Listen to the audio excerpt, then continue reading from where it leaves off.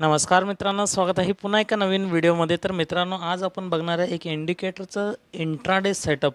जर तुम्ही ऑप्शन बाईंगमध्ये काम करत असाल तर आज तुम्हाला सांगणार आहे एखादं इंडिकेटरबद्दल माहिती, ज्या इंडिकेटरमधून आपल्याला जास्तीत जास्त ॲक्युरेट सिग्नल मिळण्याचे चान्सेस आहेत। पण आज आपण जे इंडिकेटर वापरणार आहे ते थोडंसं डिफरंट आहे। आज आपण वापरणार आहे एक ऑसिलेटर इंडिकेटर। ऑसिलेटर म्हणजे काय, जर RSI आपण लावलं तर RSI आपण खालच्या चार्टवरती जसं बघतो त्या टाईपचंच आपल्याला आज दोन इंडिकेटर्स वापरायचे आहेत। त्या ठिकाणी दोन्ही इंडिकेटरमध्ये आपण ज्यावेळेस कन्फर्मेशन करतोय, एका इंडिकेटरमध्ये जर तुम्हाला कॉल सेट दाखवत असेल तर त्या ठिकाणी खालच्या पण इंडिकेटरला तुम्हाला कन्फर्मेशन घ्यायचं आहे आणि त्यानंतरच तुम्हाला ट्रेडमध्ये प्लान करायचं आहे की ट्रेड घ्यायचं आहे म्हणून। आणि एखाद्या इंडिकेटरमध्ये जर इथं बघू शकता, या ठिकाणी इथं सोल्ड झोन आलेला आहे। ओके, सॉरी, ओव्हरबॉट झोन आलेला आहे। ओव्हरबॉट झोनवरनं मार्केट काय होणार, डायरेक्ट खाली पडणार आणि त्यावेळेस आपल्याला एखादं खालच्या साईडला पण इंडिकेटर आपल्याला इंडिकेट दाखवेल की त्या ठिकाणी तुम्ही पुट बाईंग करू शकताय म्हणून। पण ते कुठले इंडिकेटर आहे आणि काय काय आहेत त्याच्या सेटिंग्स, कारण की ह्याच्या काही सेटिंग्स आहेत जे आपल्याला केल्यानंतर ह्याच्यामध्ये जास्तीत जास्त ॲक्युरेसी आपल्याला बघायला मिळू शकतं। ओके, टाईम फ्रेम आपल्याला ठेवायचं आहे छोटंसं 1 मिनिटाचं टाईम फ्रेम। बँक निफ्टीचा इंडेक्स चार्ट घेतलेला आहे आणि हा वापरत आहे मी ट्रेडिंग व्ह्यूचा वेबसाईट। ट्रेडिंग व्ह्यूचा कुठल्याही प्रकारचं मी प्रमोशन वगैरे करत नाही आहे, बस मी त्याच्यामध्ये वापरतो आहे। त्याच्यामध्ये इंडिकेटरची फॅसिलिटी एकदम सुपर आहे, त्यामुळे मी तुम्हाला ह्याच्यामध्ये दाखवत आहे।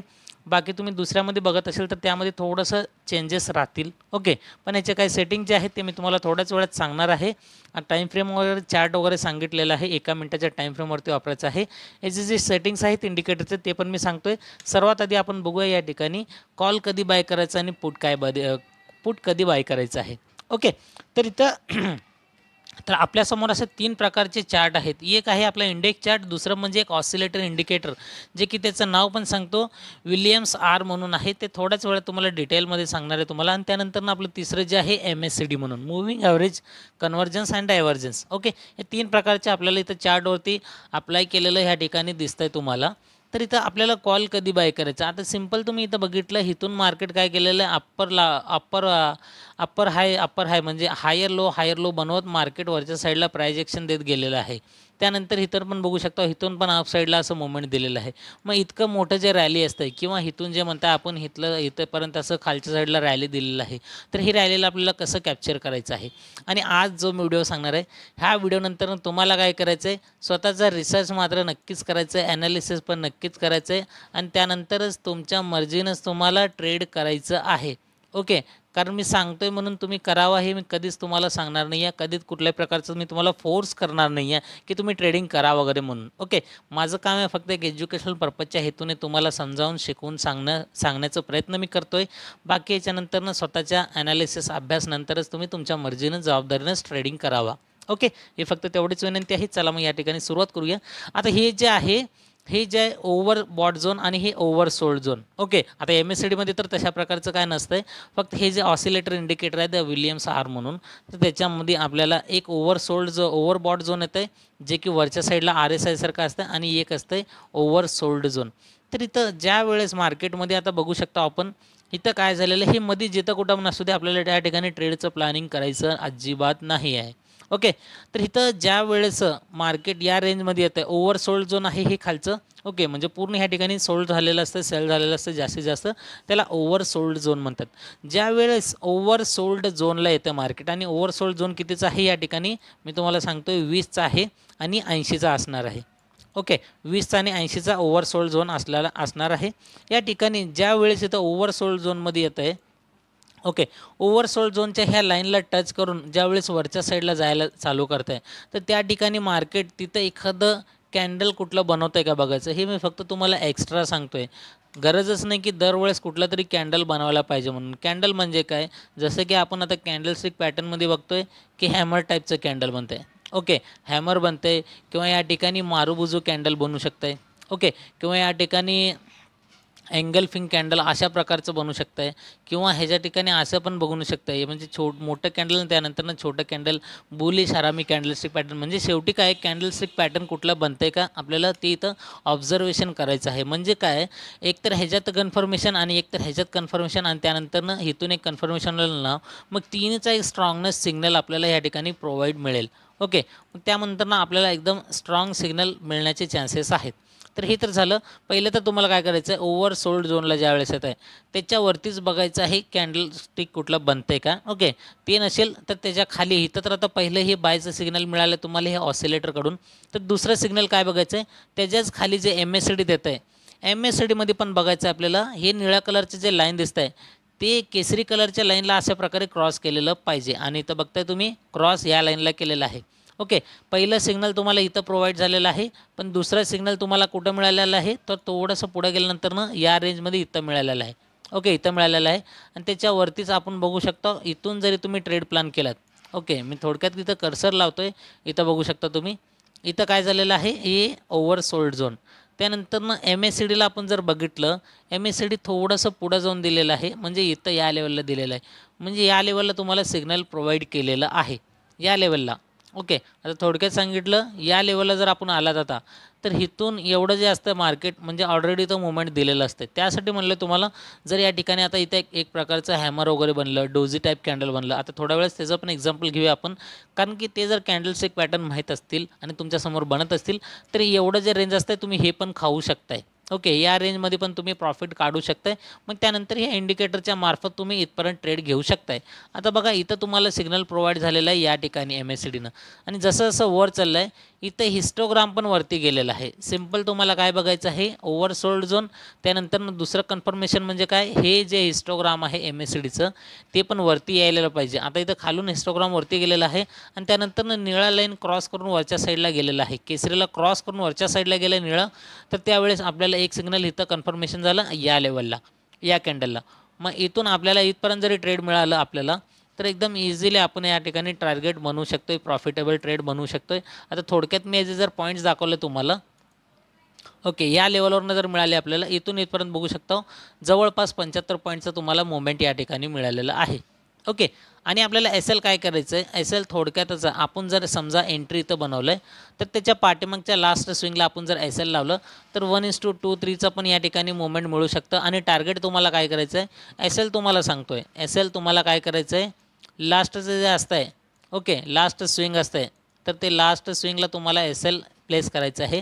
आणि टार्गेट काय करायचं आहे तुम्हाला, एक तर वरच्या साईडला कुठं रेजिस्टन्स आहे का बघायचं, म्हणजे कॉल साईड घेतलं तर रेजिस्टन्स आणि पुट साईड घेतलं तर कॉलच्या साईडला कुठं सपोर्ट आहे का बघायचं. किंवा त्या ठिकाणी तुम्ही टार्गेटमध्ये हे पण करू शकता, इथं 1:1 किंवा 2 पण करू शकता. जेवढ्याचं तुम्ही SL लावलेलं असतं त्या हिशोबाने तुम्ही 1:1 त्यानंतर 1:2 किंवा तुम्ही SL ट्रेलिंग पण करू शकताय. ओके, एक तुम्हाला सांगितलं, आता एक एक्झाम्पल इथं दिलेलं आहे सिम्पल. आता आपण एक पुट साईडचं एक्झाम्पल बघूया. आता बघा पुट साईडचं एक्झाम्पल कसं बघायचं तुम्हाला, तर इथं आपण काय केलेलं आहे, हे जे ओव्हरबॉट झोन आहे वरचं, ओके ह्याला म्हणतात ओव्हरबॉट झोन, जे की ऑसिलेटर इंडिकेटरचं ओव्हरबॉट झोन आहे. आता बरेच जण म्हणतील की इथं किती वेळा टच केलेलं आहे, मग कसं समजणार आपल्याला की इथं टच केल्यावर पुट बाय करायचं का, इथं टच केल्यावर का, इथं टच केल्यावर का, इथं का इथं, तर कुठं टच केल्यावर आपण पुट बाय करायचं. आणि जसं जर तुम्ही बघितलं तर नीट जर ऑब्झर्वेशन केलं तर इथं पूर्ण ह्याच्यामध्ये कुठंच वरच्या साईडला व्यवस्थितपणे टच केलेलं नाही आहे. आता जर बघितलं हे पूर्ण इथून इथपर्यंत सोडलं तर इथं एक टच केलेलं आहे व्यवस्थित आणि इथं एक टच केलेलं आहे हे वरच्या ओव्हरबॉट झोनला. आणि त्यानंतर ना इथून ह्या लेवलवरनं बघितलं आपण खाली पडलं आहे का, तर इथपर्यंतच पडलेलं आहे. मग आपल्याला ह्याच्यासोबत अजून एक कन्फर्मेशन घ्यायचं आहे. जर तुम्ही इथं बघितलं की सर हे टच झालं आहे, आता इथून खाली चाललं आहे, त्यानंतर ह्याच्या खालीच एक्झॅक्ट बघायचं आपल्याला, हे निळा लाईन क्रॉस करून ह्या केसरी लाईनच्या खाली गेलेलं पाहिजे. आणि हे जे वरती हिस्टोग्राम दिसत आहे तुम्हाला, हे अशा प्रकारे ह्या हिस्टोग्राम खाली पाहिजे. ओके, हिस्टोग्राम वरती नाही तर खाली पाहिजे, कारण की आपण पुट बाय करतोय. इथून ओव्हरबॉट झोन झालेला आहे आणि इथं पण निळा लाईन क्रॉस करून खाली गेलेलं पाहिजे. आणि त्यासोबतच हे जे हिस्टोग्राम दिसतात तुम्हाला, हे ह्या लाईनच्या खालच्या साईडला असं बनत गेलेले पाहिजे. ओके, त्यानंतरच आपण हे ट्रिपल कन्फर्मेशन नंतर ना आपण पुट बाय करणार आहे. मग ते कुठं झालेलं एकदम प्रॉपर तिन्ही सेटअप, तर या ठिकाणी बघितलं इथं झालं का नाही झालं, इथं झालं का नाही झालं, म्हणजे इथं काय निळा लाईननं व्यवस्थित क्रॉस केलेलं नाही आहे आता इथं बघितलं वरती इथं टच केलं आहे का नाही केलं, तर इथं खाली निळाल्यानं क्रॉस केलं आणि हिस्टोग्राम पण दिला आहे. पण वरती इथं हे दिलेलं आहे का विलियम्स ऑसिलेटर जे इंडिकेटर आहे, तर ते ओव्हरबॉट झोनला आहे तर टच केलेलंच नाही आहे. फक्त MACDमध्ये तुम्हाला दाखवलं आहे आणि इथं वरच्या इंडिकेटरमध्ये तुम्हाला कन्फर्मेशन दाखवलेलं नाही आहे. म्हणून इथं खालचं एक कन्फर्मेशन झालं पण वरचं झालेलं नाही आहे. आपल्याला काय पाहिजे, दोन्ही पण कन्फर्मेशन पाहिजे, त्यानंतरच आपल्याला ट्रेड प्लॅन करायचा आहे. तर इथं बघा एक तर MACD इथं दाखवलेलं आहे पण वरती इथं या ओव्हरबॉट झोनमध्ये इथं कुठं पण टच झालेलं नाही आहे. त्यामुळे इथं पूर्ण साईडवेज गेलेलं आहे मार्केट एवढं.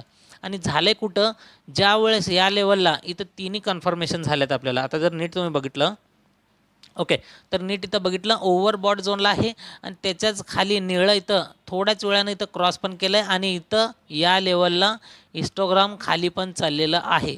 ओके, म्हणजे 3 कन्फर्मेशन, एक तर ओव्हरबॉट झोन ओके, त्यानंतरनं थोडंच पुढं गेल्यानंतरनं ह्या पहिल्या हे दुसरं इंडिकेटर जे दाखवलं आहे, पहिला इंडिकेटर तुम्हाला काय केलं आहे, या ठिकाणी काम केलं आहे. ओके, आणि दुसरं काय केलं आहे, थोडंच पुढं गेल्यावर या लेवलवर इथं काम केलेलं आहे. ओके, आणि हिस्टोग्राम पण त्याच्या खालीच गेलेला आहे. ओके, तर त्याच्यानंतर आपण बघू शकतो म्हणजे थोडं इथून इथपर्यंत आलं, तर इथून इथपर्यंत आलं त्यानंतरच बरोबर एक्झॅक्ट मार्केट खाली पडायला चालू झालं. म्हणजे आपण काय केलं याच्यामध्ये, तर 2 कन्फर्मेशन्स घेतले. एक तर आपण काय केलं, हे ओव्हरबॉट झोन आहे, त्यानंतरनं इथे एक कन्फर्मेशन मिळाल्यानंतर खाली बघितलं तर निळा लाईन क्रॉस करून खाली गेलेलं नाही आहे, वरती आहे. मग आपण थोडंसं वेट केलं पुढं, मग हे दुसरं कन्फर्मेशन या लेवलला झालं जे की निळा लाईननं क्रॉस करून खाली गेलेलं आहे आणि खाली हिस्टोग्राम पण आलेलं आहे. मग या लेवलवरनं जर बघितलं आपण, इथून जर बघितलं तर इथून जर आपण पुट बाय केलं, लास्ट स्विंग आपला इथं येतोय आणि बघू शकता ट्रेड किती मस्तमध्ये खालच्या साईडला मुवमेंट दिलेलं आहे तुम्हाला. ओके, हे एक्झाम्पल सांगितलं आणि टार्गेट पण सांगितलेलं आहे, SL सांगितलेलं आहे आणि कंडिशन्स पण सांगायला लागलं तुम्हाला की कधी बाय करायचं आहे, नेमकं प्रॉपर तुम्हाला कधी एंट्री मारायचं आहे. आता इथं बघा एकदम सोपं तुम्हाला हे मिळालं आहे. पण इथं काय झालेलं आहे, हे जे ओव्हरबॉट झोन आहे ओके, ते हे म्हणजे ऑसिलेटर इंडिकेटर आहे ते इथं कुठंच दाखवलेलं नाही आहे. त्या ठिकाणी डायरेक्ट इथं MACDनं काम केलं आहे, MACDनं एकच मुवमेंट दिलं, त्यानंतरनं अपसाईडला गेलेलं आहे. तर ह्याच्यामध्ये 2 कन्फर्मेशन ज्यावेळेस घेऊन तुम्ही जर ट्रेड केलात तर तुम्हाला रिझल्ट एकदम मस्त मिळेल. ओके, तर आता इथं बघा थोडंसं याला वर घेतो मी. आता हे बघा या ठिकाणी काय झालेलं आहे, एकदम सिम्पल.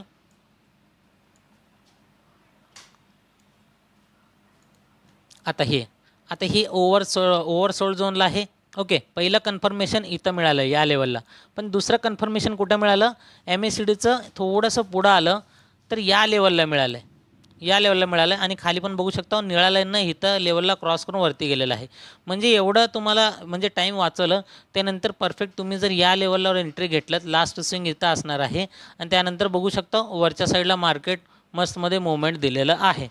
ओके, एक्झॅक्ट म्हणजे तुम्ही जर तिन्ही प्रॉपर सेटअप जर होत असेल, बनत असेल, तेव्हा जर तुम्ही ट्रेड घेत असेल तर तुम्हाला याच्यामध्ये मस्तमध्ये रिझल्ट बघायला मिळतील. हे तुम्ही निफ्टीमध्ये पण बॅक टेस्टिंग नक्कीच करा आणि लाईव्हमध्ये तुम्हाला पेपर ट्रेड नक्कीच करायचं आहे. मी सांगतोय म्हणून त्या गोष्टी घडणार असं का नसतं मार्केटमध्ये. फक्त मी तुम्हाला आयडिया देतोय, बाकीच्या नंतरनं तुमच्या जबाबदारीनंच तुम्ही ट्रेडिंग करावं. कारण की हे फक्त आयडिया जे शेअर करतोय मी, हे फक्त माझा एक्सपिरियन्स सांगतो इथं. बाकी तुम्ही जर ज्यावेळेस चेक कराल तुम्हाला पण समजेल की किती इंडिकेटरची ॲक्युरेसी आहे ज्याच्यामध्ये आपण वापरू शकतो म्हणून. ओके, तुमच्या मर्जीनंच तुम्हाला नंतरनं ह्या गोष्टी सगळ्या करायच्या आहेत. बाकी कुठल्याही प्रकारचं तुम्हाला फोर्स किंवा सल्ला समजून तुम्ही ट्रेड घेऊ नये. ओके, आता हे 5 मिनिटाचं जर चार्ट मी इथं तुम्हाला दाखवलं तर या ठिकाणी 5 मिनिटाचं मी टाईम फ्रेम केलेलं आहे. तुमच्या मर्जीनं तुम्ही टाईम फ्रेम चेंज करून पण अभ्यास करण्यासाठी आपल्याला काय गरज नाही आहे कुठल्याही गोष्टी करण्यासाठी. तर अभ्यास करण्यासाठी प्रत्येक गोष्ट तुम्ही स्वतःनं पण करू शकताय. तर इथे एक बघू शकता तुम्ही या ठिकाणी ओव्हरसोल्ड झोन आहे. मग इथं आपल्याला खाली कन्फर्मेशन घेतलं का, इथं खाली ओव्हरसोल्ड झोनमध्ये आहे, पण हे क्रॉस कुठं केलं आहे, निळालं आहे ना, ओव्हरसोल्ड झोन आहे. मग इथून आपल्याला मार्केटवरच जाणार. ओके, त्यानंतरनं हिस्टोग्राम कुठून चेंज झालेला आहे, तर या लेवलला थोडंसं पुढं आलं आहे, या लेवलला झालं आहे आणि इथंच निळा लाईननं क्रॉस करून वरच्या साईडला गेलं आहे, म्हणजे ह्या लेवलला. आणि एक्झॅक्ट जर ह्याच्याच वरती बघितलं आपण, या लेवलला इथं आपली ट्रेड बनणार आहे कॉल साईडला. जर इथं आपण ट्रेड बनवलं तर इथं आपलं SL असणार आहे. ओके, इथं SL असणार आहे थोडक्यात. आता मी आता बघा, आता आपण इथं काय केलेलं आहे थोडक्यात जर सांगितलं तुम्हाला, इथं ओव्हरसोल्ड झोन आणि इथं खाली बघितलं तर इथं ऑलरेडी खालीच आहे, पण निळा लाईन क्रॉस कुठं केलं, इथं केलं आहे, म्हणजे या लेवलला केलं आहे.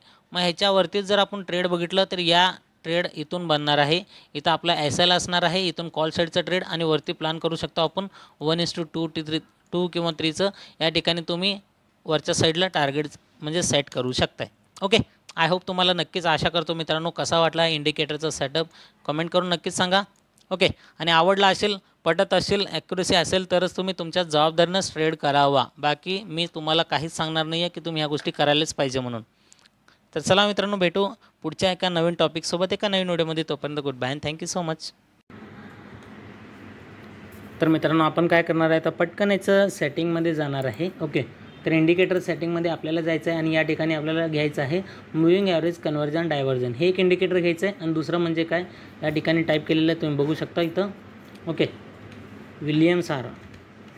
तर या ठिकाणी विलियम्स आर अशा प्रकारचं इंडिकेटर आहे, ते तुम्हाला हे घ्यायचं आहे. 2 इंडिकेटर घेतलं. विलियम्स आर ह्याच्यामध्ये सेटिंगमध्ये जायचं आहे तुम्हाला.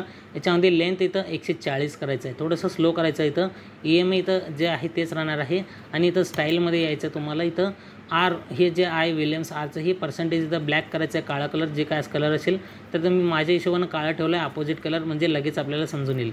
तर EMAला इथं बंद केलेलं आहे, पाठीमागे बघू शकता तुम्ही EMAचं पण लाईन येत आहे, तर ह्याला बंद केलेलं आहे मी.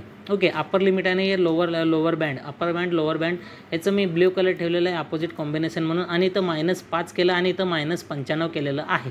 तर ह्याचं सेटिंग एवढंच आहे, बस याला ओके करा. त्यानंतर MACDमध्ये यायचं आहे. MACDच्या सेटिंगमध्ये यायचं आहे. हिस्टोग्राम जसा आहे तसंच ठेवायचं आहे. MACD इथं निळा सिग्नल केलेला आहे, सिग्नलला इथं ऑरेंज कलर म्हणजे केसरी कलर केलेला आहे. ओके, आणि इथं इनपुटमध्ये यायचं आहे.